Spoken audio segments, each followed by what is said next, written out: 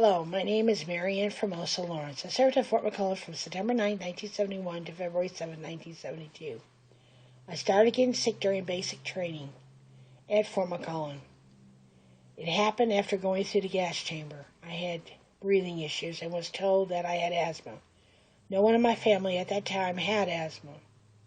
It was linked back to my service time by the doctors on base and the VA doctors and many tests. I now receive a disability for 60% asthma with COPD. None of the following problems have been linked as of yet to my service time at Fort McClellan, and there is no family history with any of the following issues. 5 years after being at Fort McClellan, I had a huge problem with blood clots in both lungs. I was 24 years old at the time and was not expected to live.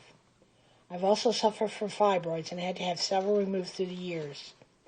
Last year, I finally gave in to having a complete hysterectomy with 3 fibroids and 3 cysts were found. My children and I suffer from bad sinuses all year round, and my son and I have sleep apnea. I have other issues too, joint pain every day that ranges from 5 to 10 on a pain scale. My teeth are breaking and cracking and falling out on their own once they pull away from my gums. This has been ongoing for about 10 years or more. I also have swollen ankles, and as I get older, issues are showing up little by little: blood pressure, diabetes. I just wonder what I'm still going to have to deal with in the future. The Fort McClellan Health Registry Act is very important to those of us who served at Fort McClellan during the time it was contaminated. This will acknowledge us and hopefully open the door for us to get tested and get medical care so many need now. This will also hopefully open the door for the families who are dealing with issues from having a parent or grandparent serve at Fort McClellan. I pray every day that the H.R. 411 Health Registry Act for Fort McClellan Veterans will become a reality for us. Living with knowing one has been exposed to toxic chemicals and not told about it for years is a harsh reality I think we veterans share and are dealing with every day of our lives. There's a lot of fear of not knowing what's going to happen.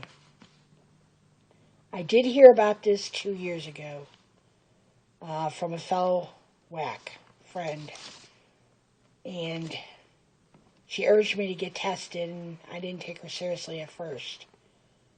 But about a year ago, she called me and told me that they gave her 3 to 5 years because of the exposure, and I'm fixing to lose a very dear friend in time. Before I close, there's going to be a film released very soon called Toxic Service: The Soldier Story. It's being released by Epic Films, and it is produced by Ted Methven Jr., who is a Fort McClellan veteran. Jason Loring is the director. This is going to be a very interesting film to watch. Again, thank you for letting me take part in this and letting me tell my story. God bless.